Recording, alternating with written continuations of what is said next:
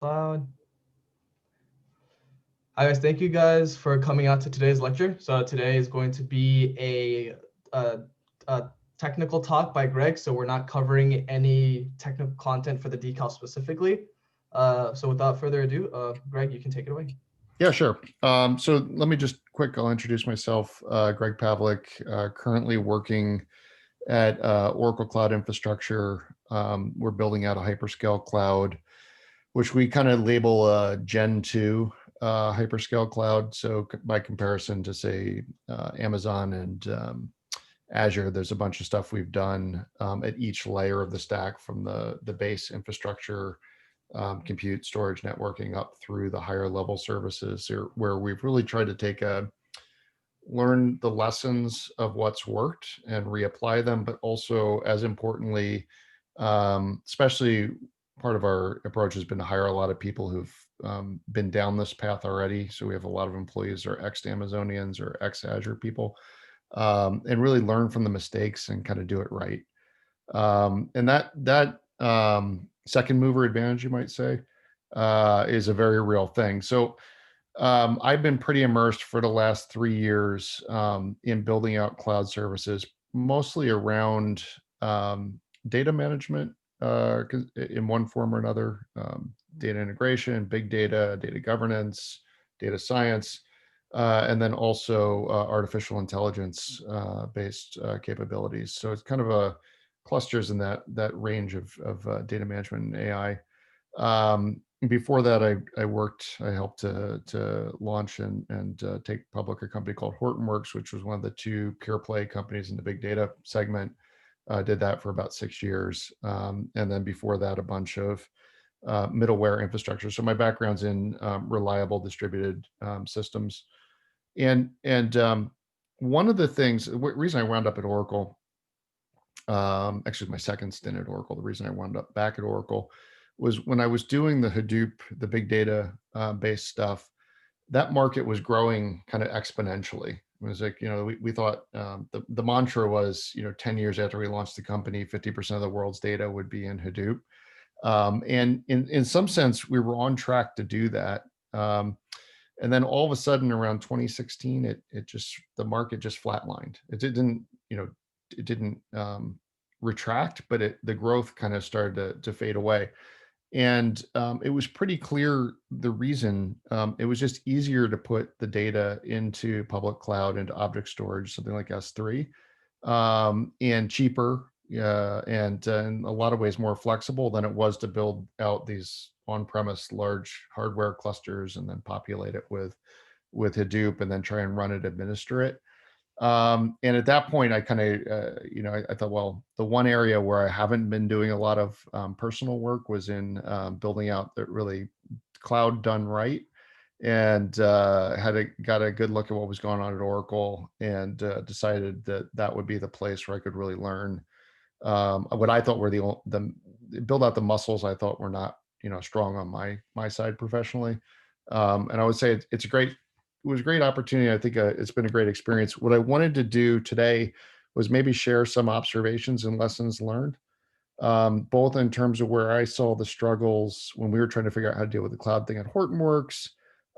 In talking to friends, I have a bunch of colleagues and friends that are in venture capital and CEOs of Silicon Valley companies, and everybody is trying to build or recreate their company as a cloud service-based company, or a set of cloud service-based offerings. And it's amazing the degree to which people are struggling. And so, it's clearly like people are launching and building services, but they're really, they don't know what they're doing when they get into it, or they have sort of really basic kind of understanding. So I thought one thing I would do is talk a little bit about trends around services. A lot of talk about microservices that came up when I was talking to Shane and Ari, and maybe reflect on what's happened there, and then how it relates to doing cloud services, and some of the context for how to think about what proper cloud service looks like.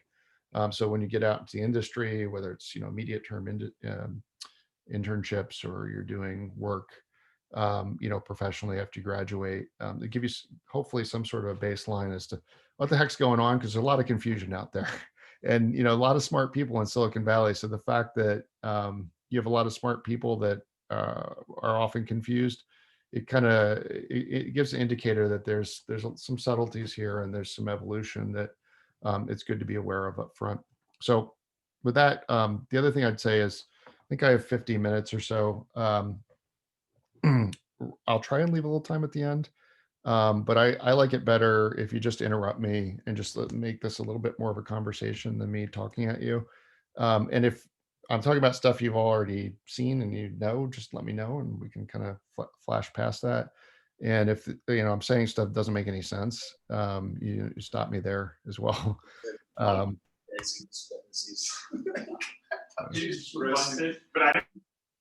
Okay, I'm not sure that's a question or a comment, but so one of the major trends, when people were doing application design early on in software industry, everything was like super hairball monolith, right? And not very tractable. If you had to make any changes to the system, you had to change the system in its entirety.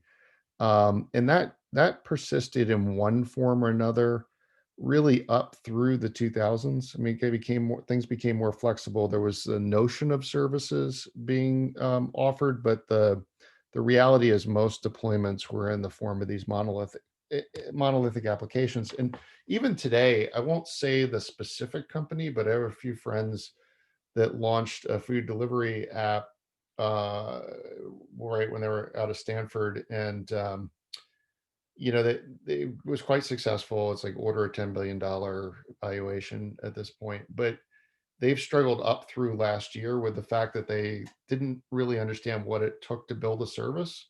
And so they wound up with what they called the monolith internally. And then they spent a year and a half to probably about a year and a half, really just trying to refactor it toward microservices. I think that the microservice paradigm, I'll kind of give a little bit of background, I think, on how we got to where we're at, and what's good and maybe not so good about it. I think that the approach they took was not bad, but it probably wasn't quite right either in the refactoring. So maybe I can get across a little bit of the rationale behind why that is. Um, Similarly, is a large order of $100 billion applications company that's in the process of redesigning all their internal infrastructure around microservices so that they can be quote unquote cloud enabled. Big company, a lot of smart people. Not quite the right way to characterize the problem, but I think even at that scale, that they're really not clear where they're kind of missing the boat, so to speak. So I think these are not non-trivial problems from a abstraction perspective, from an implementation perspective, and hopefully this can help you get a sense of it.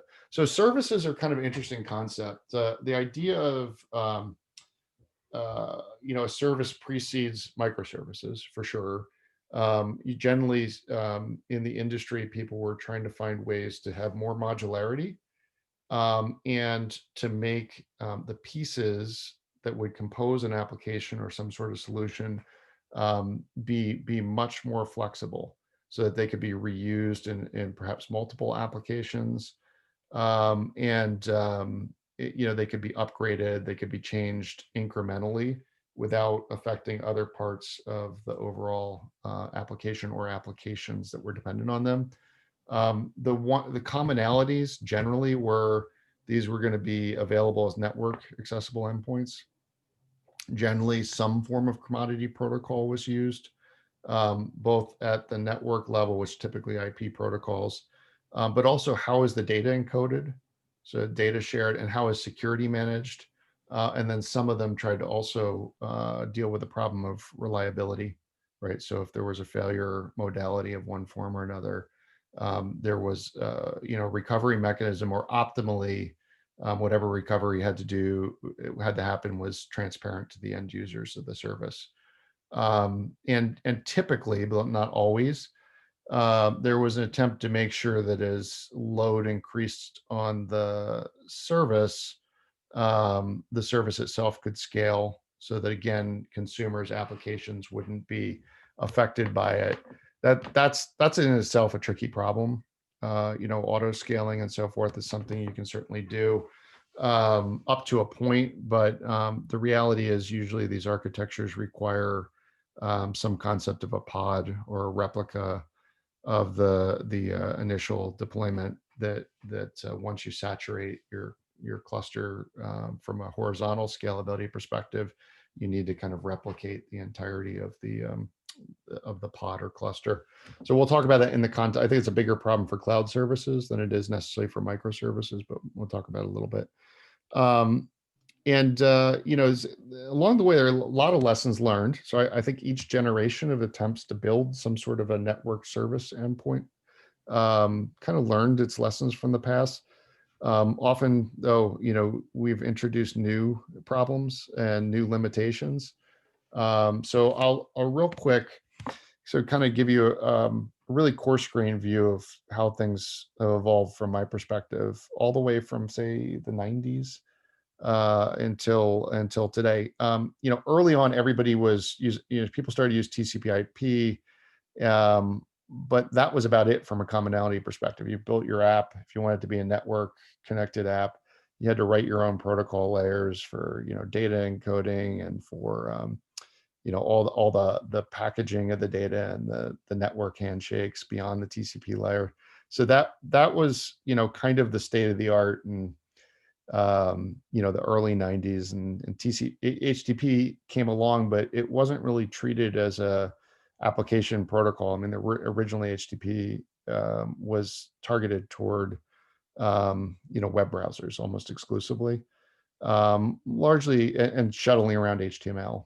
Right, so that was kind of their early stage of how things worked. The first real attempt to make a general purpose service model was in the area of distributed objects. So there was a standard called Corba. It was a standard. It was defined by a group called the Object Management Group. And it defined basically everything you needed to write an application. Your application logic would be captured inside of an object-oriented paradigm of some sort. And you could decide that some of the objects should be made available for remote access.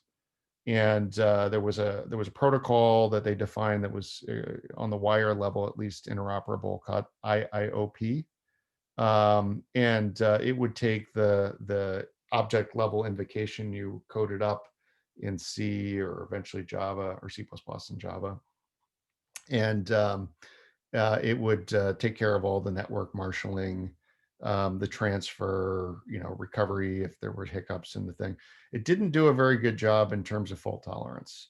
You'd have an object on the server side that was effectively your service endpoint, and if that process failed, generally speaking, you were out of business, right? So it wasn't terribly robust. And also, it had a general problem in the sense that it didn't do anything to stop you from doing bad things in your implementation, especially around state management. So if you wrote up a distributed object and you made it stateful and your server crashed, you lost all your state as well.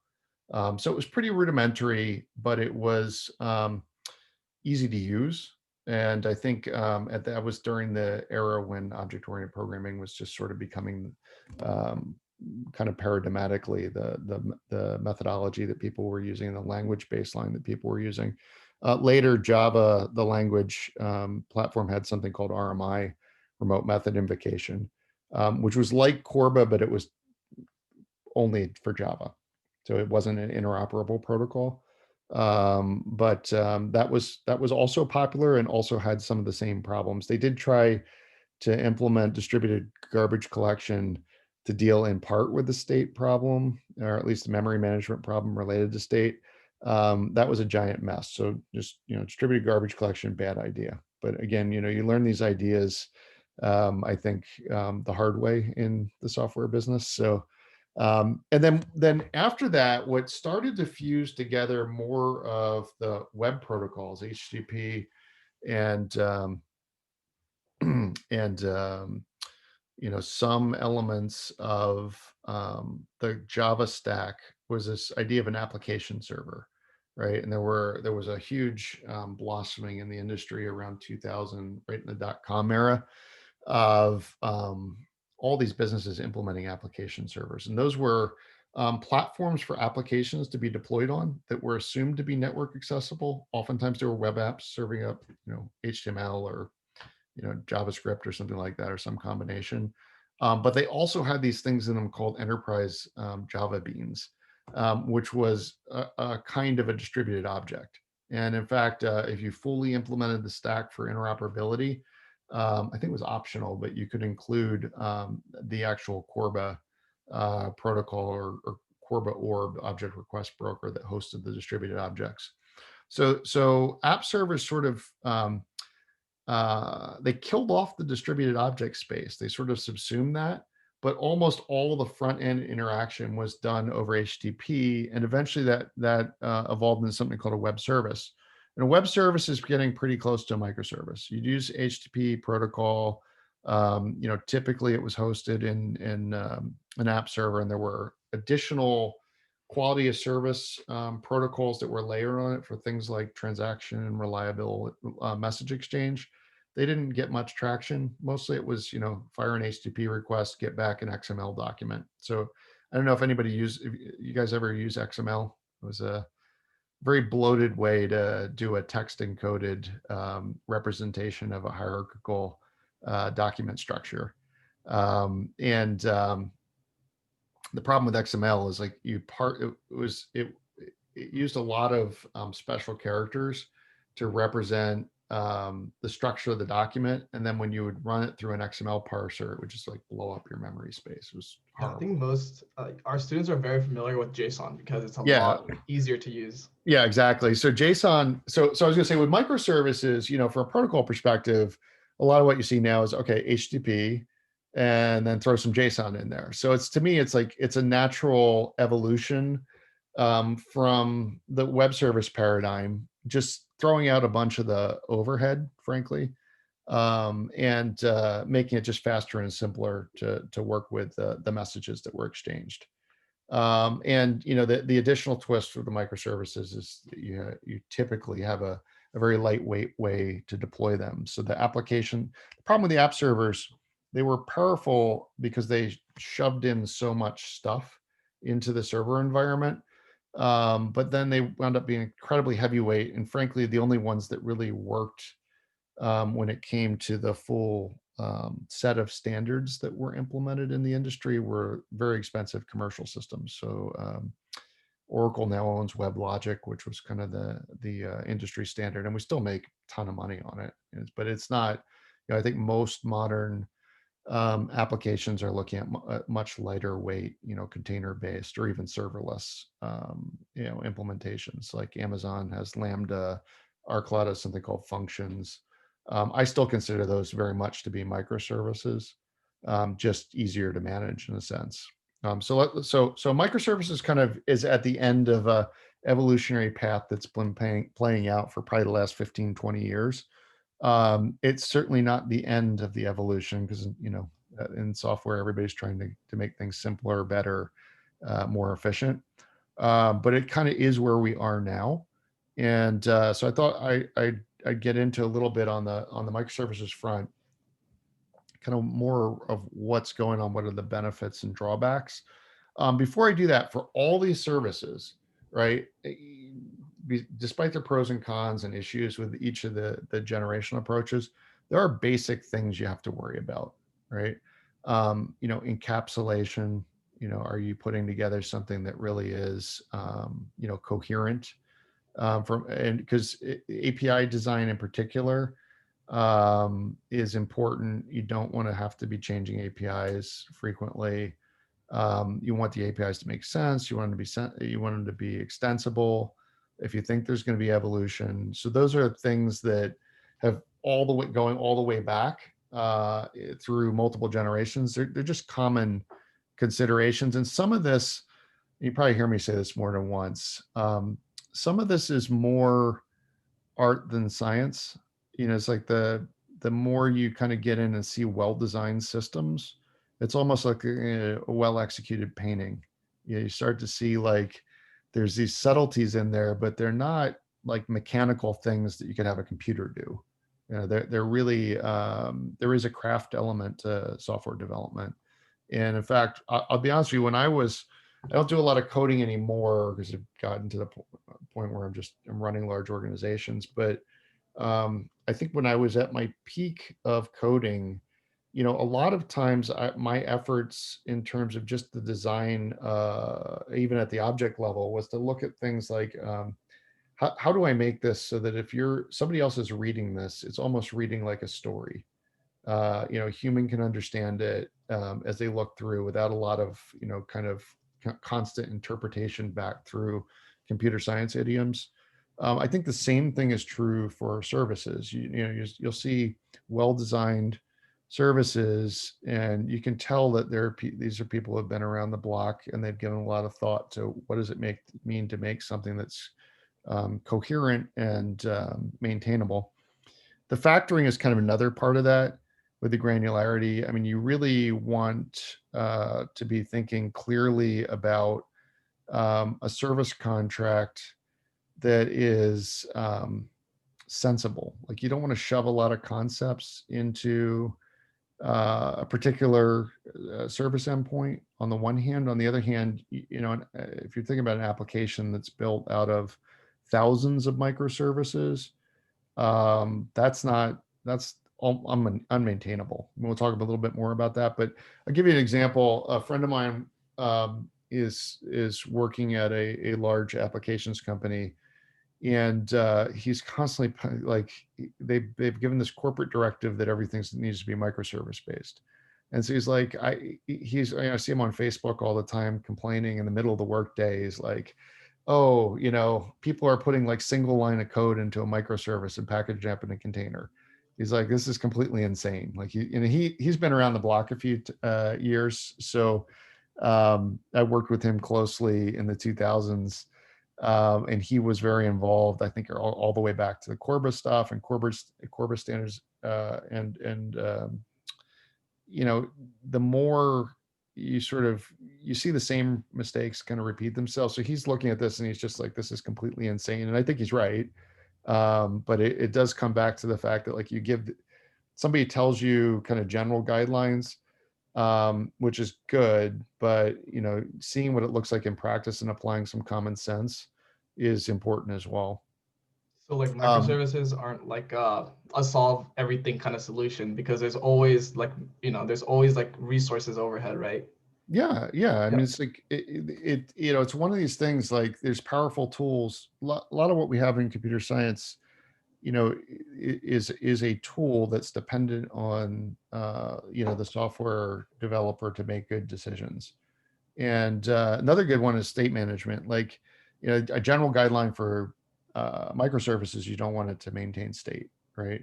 The problem with evicting state all the time from the microservice layer is that you wind up with a situation where performance becomes a problem. So again, there's like a balancing act. You have to get a sense of how do you deal with state? How do you deal with, there's some areas where you can have staleness in your state. There's others where you can tolerate some degree of lossiness, right? There may be reliable applications where you can't deal with, you can't have any loss. You can't have high latencies, so you have to do distributed clustering of the state.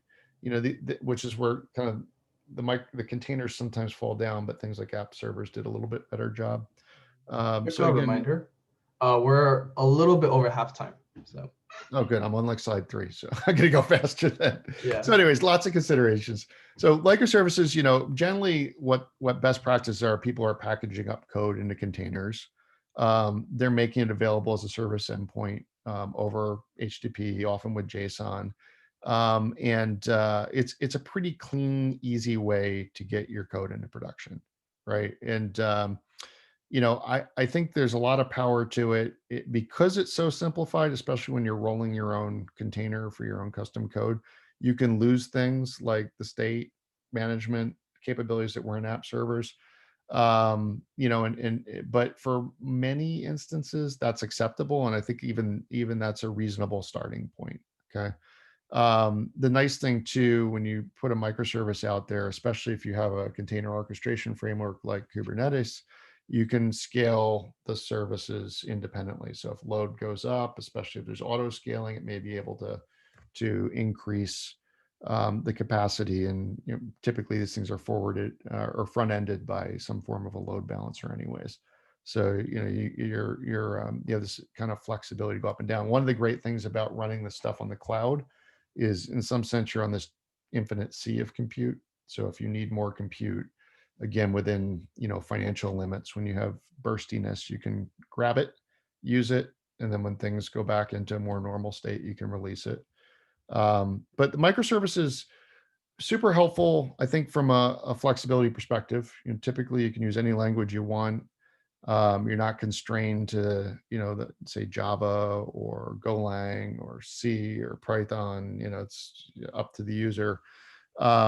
Containers, you don't have to use a container for a microservice, but it's, you know, more or less a normative standard in most cases. You know, they're easy to tie into CI/CD pipelines. So I don't know if anyone's ever walked you guys through how to think about continuous integration, continuous deployment. But That's a future fundamentally, lecture, you actually. want the contain. Sorry, go ahead. Oh, that's a future lecture, actually. Okay, well, Yeah.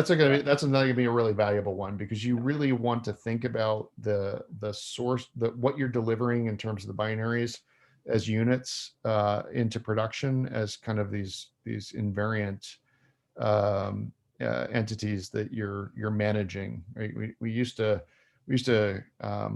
do compilation of these apps and then just push the app into production. Now we really look at managing containers or VM images as the basic building block. The other thing is, a lot of the technologies you can do today to build microservices are open source based, from Kubernetes in the terms of the um, orchestration of the containers to, you know, whatever languages you use. So it's a lot of stuff you can get for free too, which used to be you had to pay for everything, which was a bummer if, you know, you hit a budget and all of a sudden you couldn't use a particular technology that was necessary to do the architecture implementation. Then there's a series of hard problems. Orchestration, right? How do I get these things running into production in a cluster?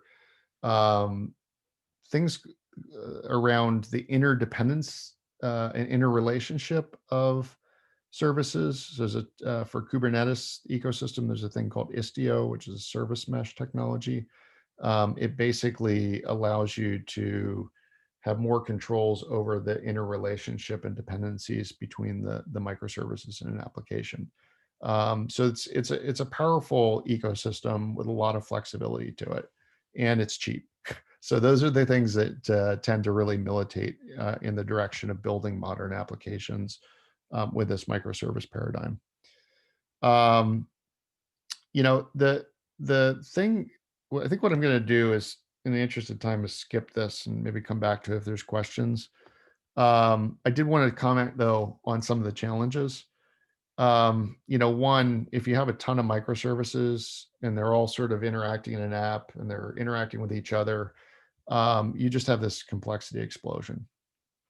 And again, it comes back to factoring, you know, it comes back to applying some common sense. But I think if you see, you know, an application with hundreds of microservices, there's probably a problem, right? The other thing that is that the failure modes, because you have so much flexibility in these systems, there's oftentimes more room for failures that won't be accounted for.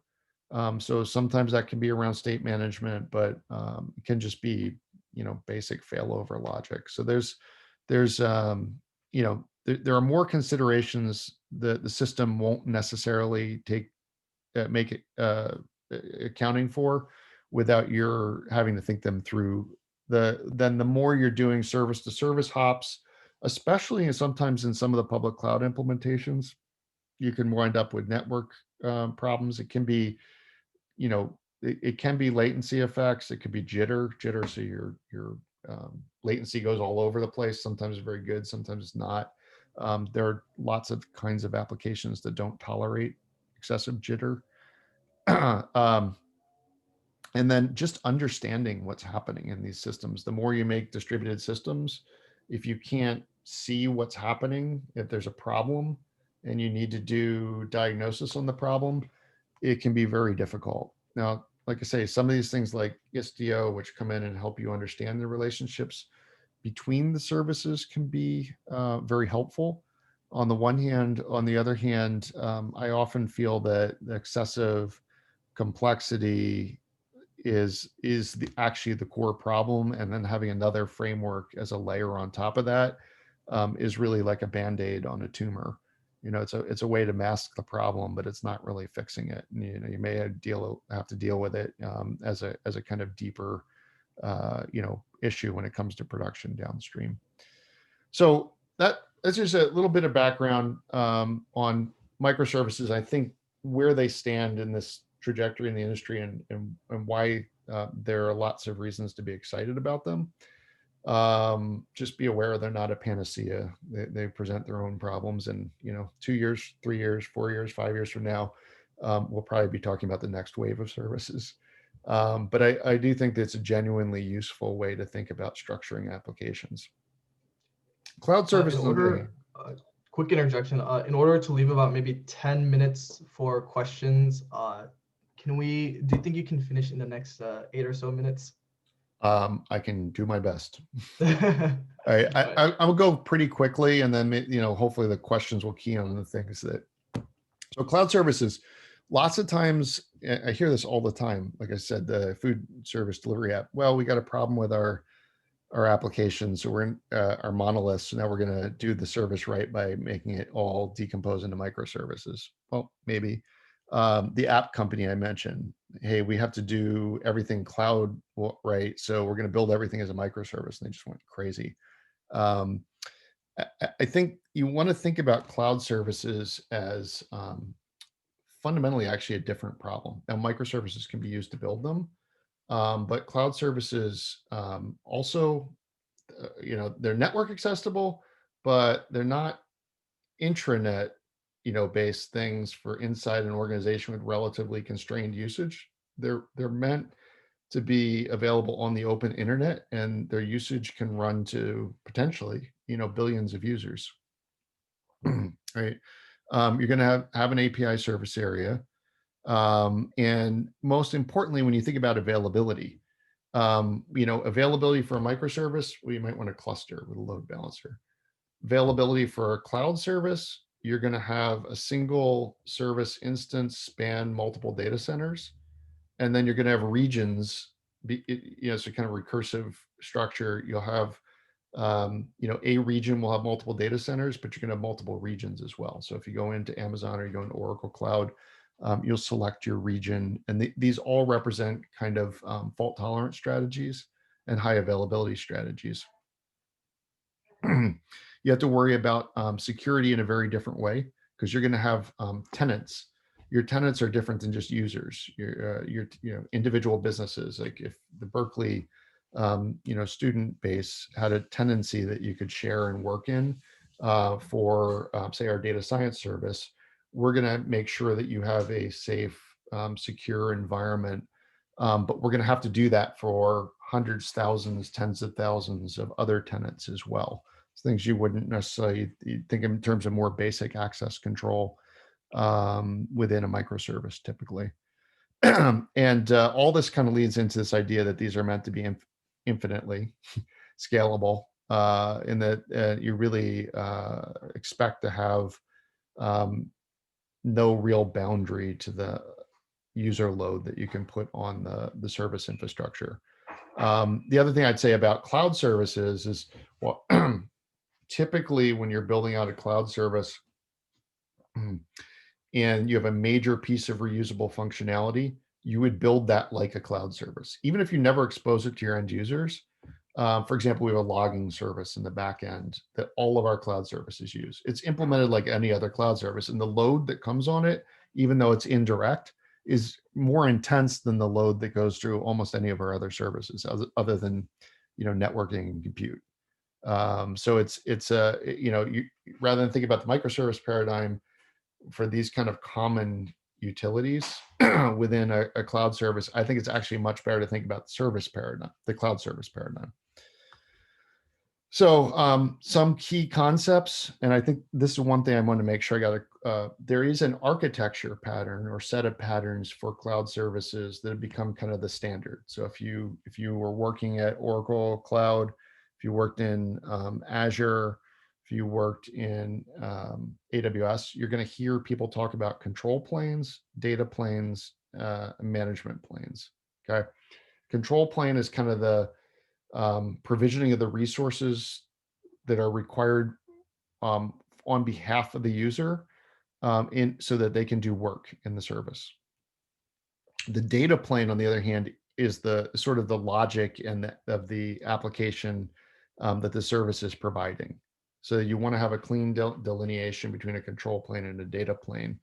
Now, within each of these, you may use in fact, we do, in the portfolio I have, I think every single service I have is using microservices to implement the control plane and the data plane. The key point here is these microservices are not available to other cloud services. It's all within a single cloud service used for scalability, ease of updating, and that kind of thing. So this here is a picture of an actual cloud service architecture. So very different than the microservice picture. On the middle box there, you can see there's a control plane VCN. So that's a private network boundary for the control plane that does the sort of resource administration. If you go to the right, there's a data plane VCN. That's where you see all of the application logic being deployed. Each of the boxes that show pink sub boxes, those are microservices in there. So where it says multi-tenant app regional subnet Odo pool API, that's our API administration for the control plane. It's it's all microservice based. Just makes it easy for us to update it, manage it, scale it. Similarly, on the data plane, we have several areas that are clusters of microservices. So we're using that internally. We don't expose it to other services. We don't expose it to the user. All the user's egress into the service comes through the public internet, is intermediated by load balancers. Ultimately, you'll go through a DMZ tier for security reasons, and then the routers within the DMZ tier will get you to the microservice. Although you won't really know it's a microservice, it will route you. Your request gets routed to a microservice for running the actual logic that you're after, and then of course the request flows back. What's important about this, I know it's complicated, you don't have to observe all the details. There's a standard model, right? That model can be based on or built with microservices, but it's very different, and each of our services requires an architecture that's like this. And there's other elements to it. Like at the top, you'll see there's a Bastion host. The Bastion host is a way for our users to come in through meaning our developers to come in and make modifications in the service. It's the only path into the control plane or the data plane, and it can only be accessed through our private networks. Again, these are all layers of considerations you have to worry about.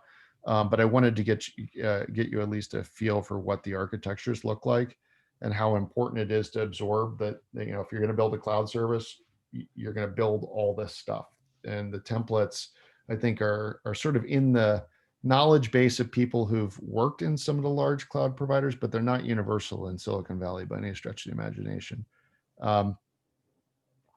Best practices. You want to be able to I guess I think the thing you might want to be aware of, once you go down the path of doing these public service cloud services, you have to worry about things like security. You'd be amazed at the amount of compliance work you have to do. The compliance work can be government regulations, could be around healthcare, et cetera. But if you want to deliver a service that anybody can use within a real business context, you'll do quite a bit of compliance.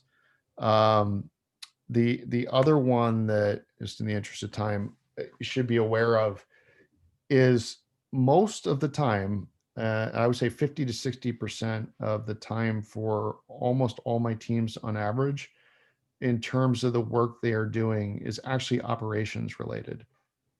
Keeping the service running all the time and reacting to performance degradations, outages and dependencies, glitches within the service. We have a comprehensive way to monitor literally everything that's happening in the service. Availability, responsiveness. We're running, constantly running canaries that simulate users. We're looking at the results of the canary, but we're also looking at what's happening inside the service, so that we always know if anything goes wrong on any dimension. There'll be an alert fired. There are always engineers on call. When you're on call, obviously you're dealing with production issues that come up, but the biggest part of that job is to take the learnings from a production issue, current or past, figuring out how to continually make the system better so that it's more robust, easier to fix, and ultimately self-healing, or as self-healing as possible.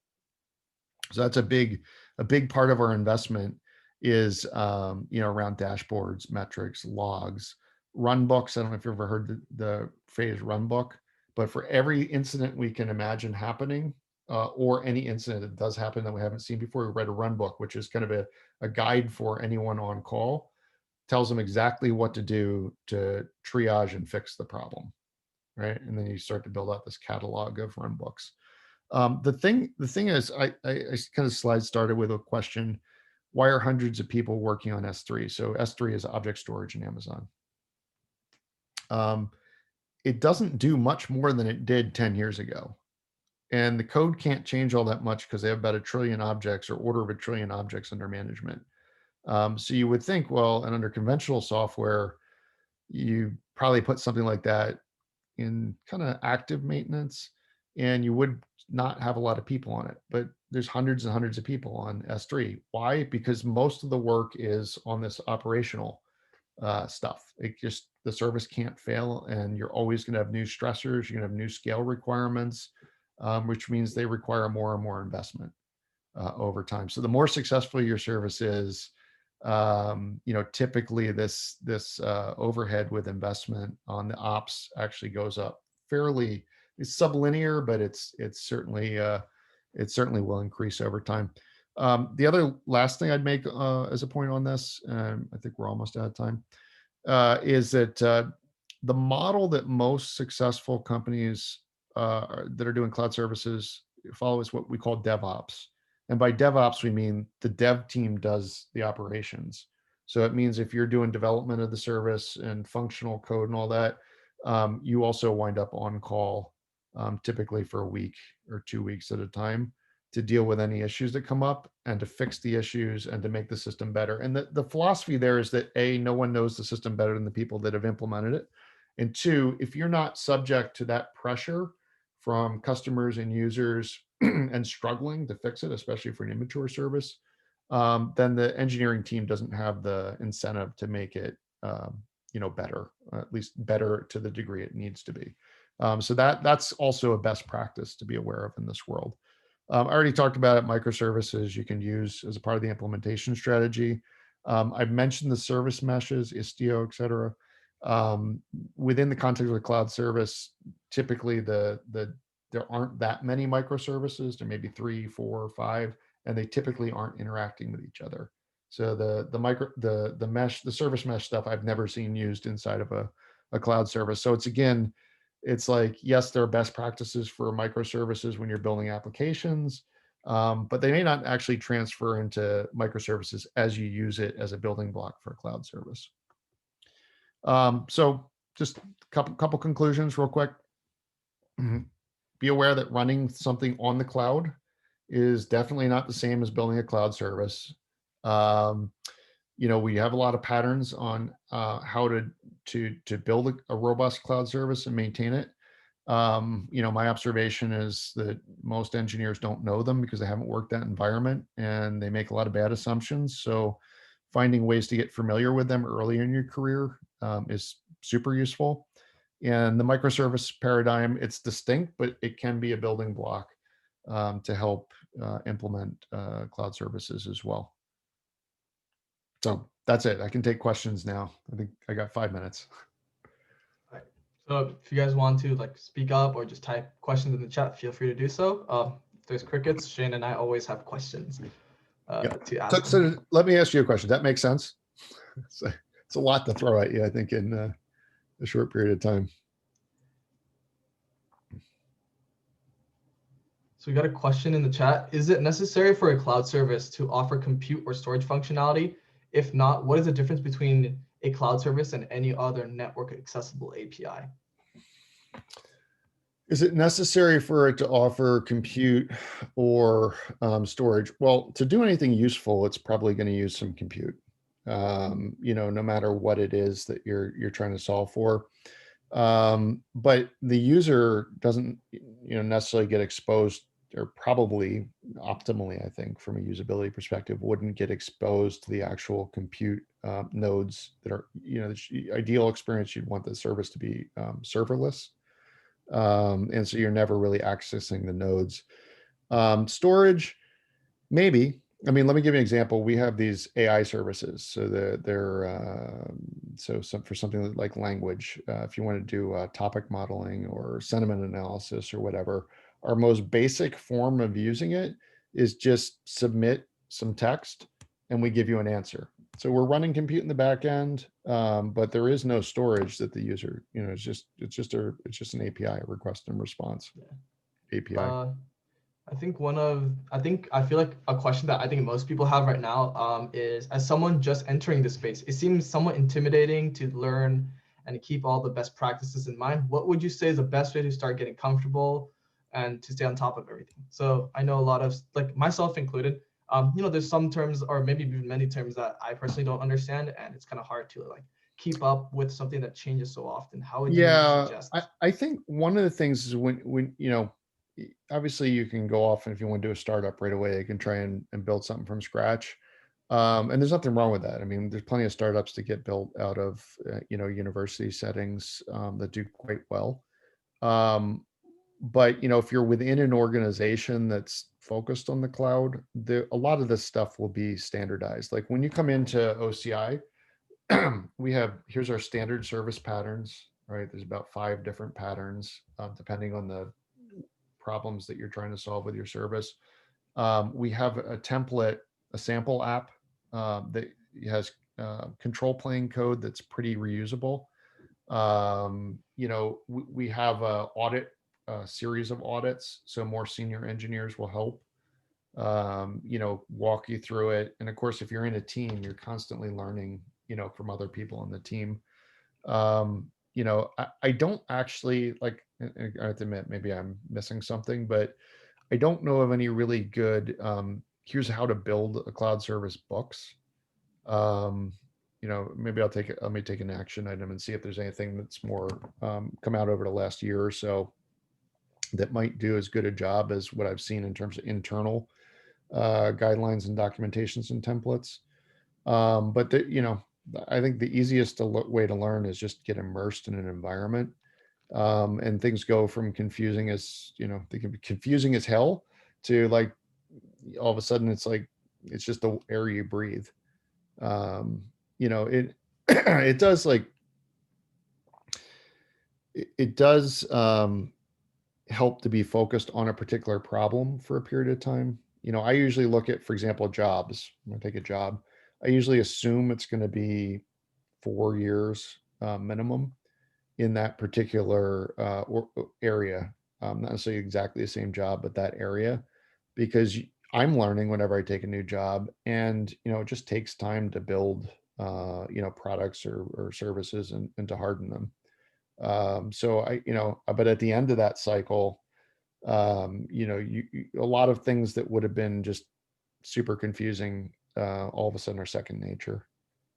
It's not like quite like riding a bike, because you have to put a little mental effort in it, but between the resources that are in the industry conferences, peers, coworkers, resources that may be available in your company.